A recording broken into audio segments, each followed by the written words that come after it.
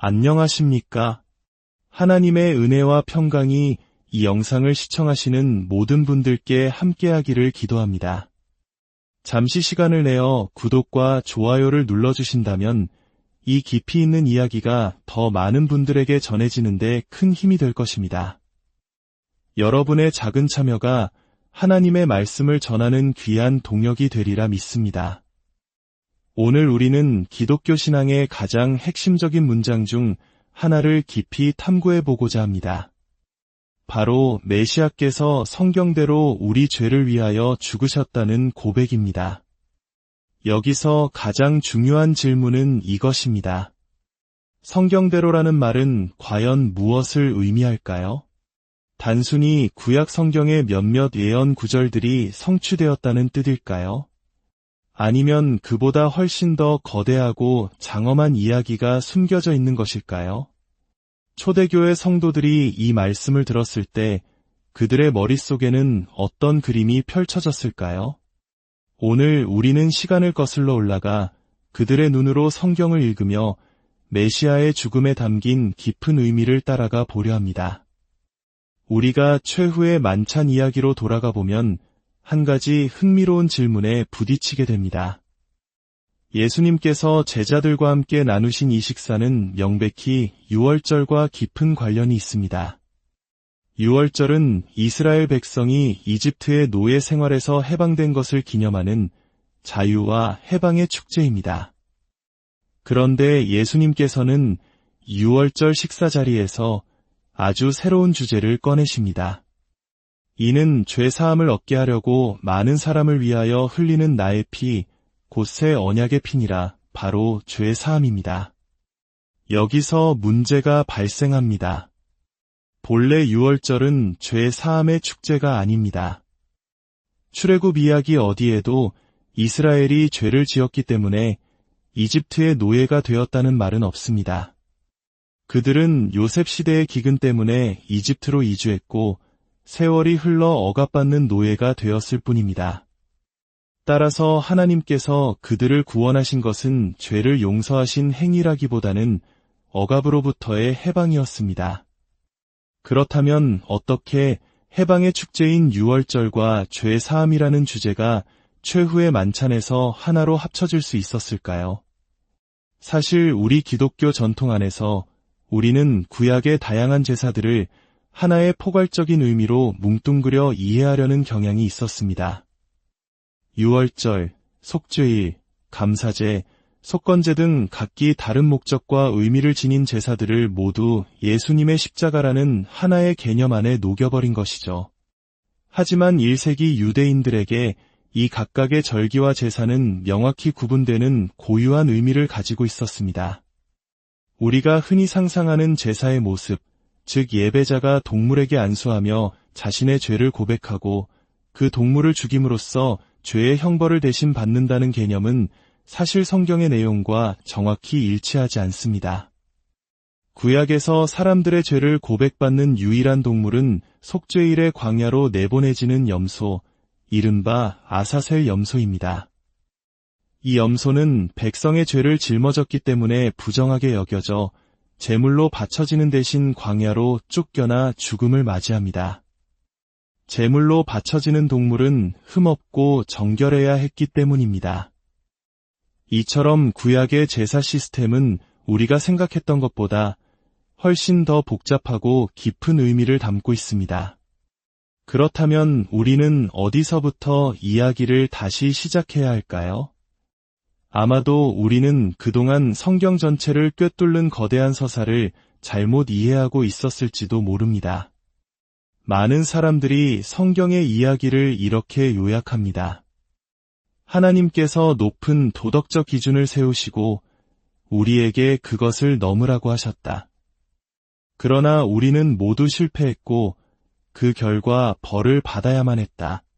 그때 예수님께서 오셔서 우리 대신 그 기준을 완벽하게 만족시키시고 우리 대신 벌을 받으셨다. 이제 우리는 괜찮아졌다. 이 이야기가 전혀 틀렸다고 말할 수는 없겠지만 이것은 성경이 들려주는 이야기의 일부일 뿐 전체 그림은 아닙니다. 이것은 초대교회 성도들이 구약을 이해하던 방식이 아니었습니다. 그렇다면 성경이 본래 들려주고자 했던 올바른 이야기는 무엇일까요? 그 이야기는 창세기 1장에서 시작됩니다. 하나님께서 천지를 창조하신 것은 단순히 우주를 만드신 사건이 아니라 거대한 성전을 건축하신 사건으로 이해해야 합니다. 성전은 하늘과 땅이 만나는 곳, 하나님과 인간이 함께 거하는 공간입니다. 그리고 그 성전의 중심에는 하나님의 형상인 인간이 세워졌습니다. 인간의 역할은 하나님의 대리인으로서 이 세상을 다스리고 돌보며 모든 피조물의 찬양을 모아 하나님께 올려드리고 하나님의 임재와 통치를 세상에 드러내는 왕같은 제사장의 역할이었습니다. 이것은 도덕시험이 아니라 영광스러운 소명이었습니다. 그러나 인간은 그 소명을 저버렸습니다. 창조주의 목소리 대신 피조물인 뱀의 목소리를 들었고 하나님을 예배하는 대신 피조물을 섬기는 우상숭배의 길을 택했습니다. 이것이 인류 문제의 근원이었습니다. 하나님께서는 이 실패한 인류의 이야기를 포기하지 않으셨습니다. 창세기 12장, 하나님께서는 아브라함이라는 한 사람을 부르십니다. 아담의 실패를 바로잡고 인류 구원의 새로운 이야기를 시작하기 위해서입니다. 하나님은 아담에게 주셨던 약속, 즉 생육하고 번성하여 땅에 충만하라는 약속을 아브라함에게도 동일하게 주십니다. 그에게 큰 민족을 이루게 하고 약속의 땅을 주시겠다고 약속하십니다. 하나님께서는 이 약속을 통해 깨어진 창조 세계를 회복할 계획을 시작하신 것입니다. 그리고 이 아브라함 언약의 성취가 바로 출애굽 사건입니다. 출애굽은 단순히 노예 해방 이야기가 아닙니다. 그것은 하나님께서 아브라함에게 하신 약속을 이루시는 과정이었습니다. 이스라엘 백성은 광야에서 하나님의 임재의 상징인 성막을 짓습니다. 성막은 창조 세계의 축소판이었고 하늘과 땅이 다시 만나는 작은 우주였습니다. 하나님은 구원의 목적이 당신의 백성 가운데 거하시는 것임을 분명히 보여주셨습니다. 성막과 훗날의 성전은 장차온 세상이 하나님의 영광으로 가득 차게 될 것이라는 미래에 대한 예고편이었습니다. 하지만 이스라엘의 역사는 순탄치 않았습니다. 그들은 약속의 땅에 들어간 후에도 계속해서 하나님께 불순종하고 우상을 숭배했습니다.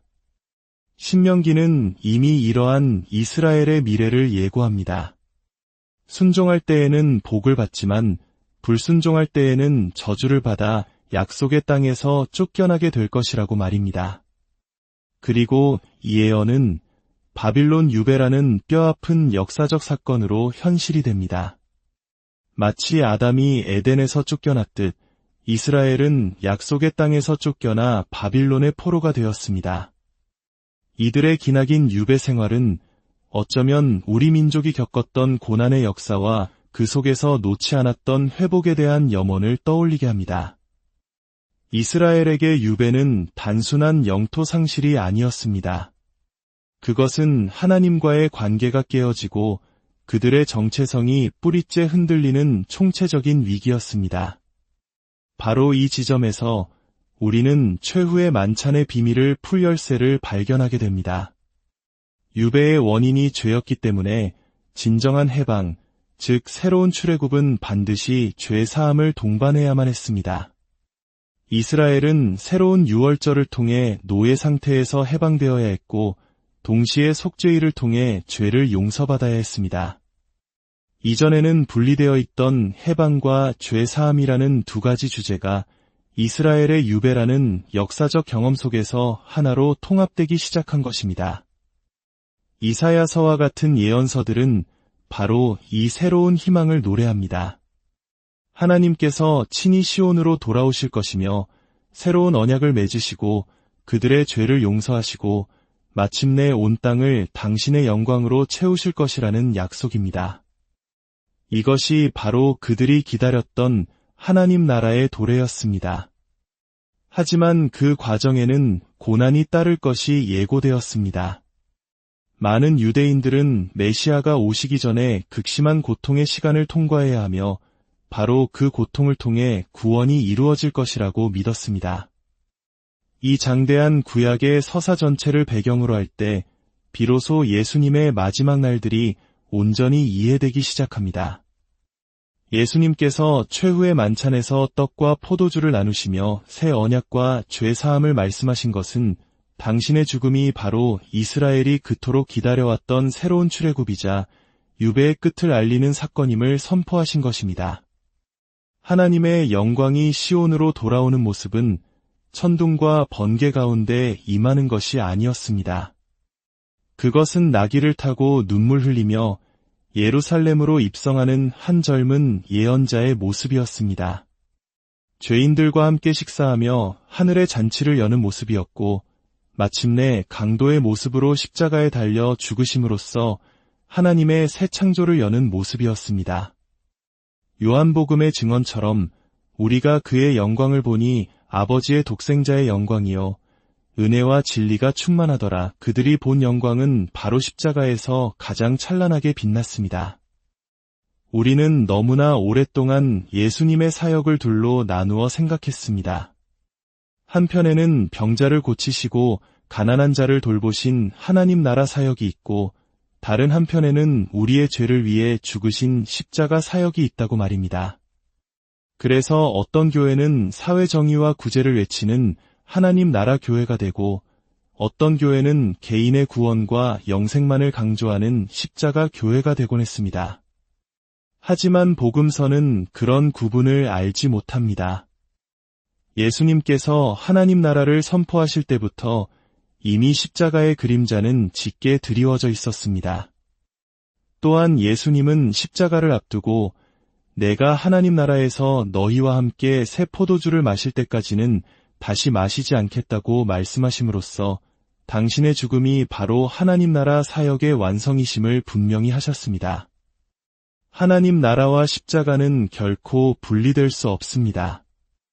왕이신 예수님께서는 십자가에서 죽으심으로써 사탄의 권세를 깨뜨리시고 죄와 사망의 법에서 우리를 해방시키시고 당신의 나라를 이 땅에 세우셨습니다. 그러므로 메시아께서 성경대로 우리 죄를 위하여 죽으셨다는 고백은 단순히 몇몇 예언의 성취를 의미하는 것이 아닙니다. 그것은 창조에서부터 시작된 하나님의 거대한 구원 계획이 아브라함의 언약과 출애굽의 해방을 거쳐 이스라엘의 실패와 유배라는 깊은 어둠을 통과하여 마침내 예수 그리스도의 십자가와 부활 안에서 그 정점에 이르렀다는 장엄한 선포입니다. 이 거대한 그림 속에서 십자가는 더 이상 단순한 죄의 대가가 아니라 깨어진 세상을 회복시키고 하나님의 나라를 이 땅에 임하게 하는 위대한 승리의 사건이 됩니다. 그리고 죄사함은 우리가 천국에 갈 수 있는 티켓을 얻는 것을 넘어 이제 우리가 이 땅에서 하나님의 형상을 회복하여 왕같은 제사장으로 살아갈 수 있도록 하는 새 창조의 출발점이 되는 것입니다. 이 놀라운 진리가 오늘을 살아가는 우리 모두에게 새로운 희망과 깊은 위로가 되기를 소망합니다. 하나님의 크신 사랑과 은혜가 여러분의 삶 가운데 늘 함께 하시기를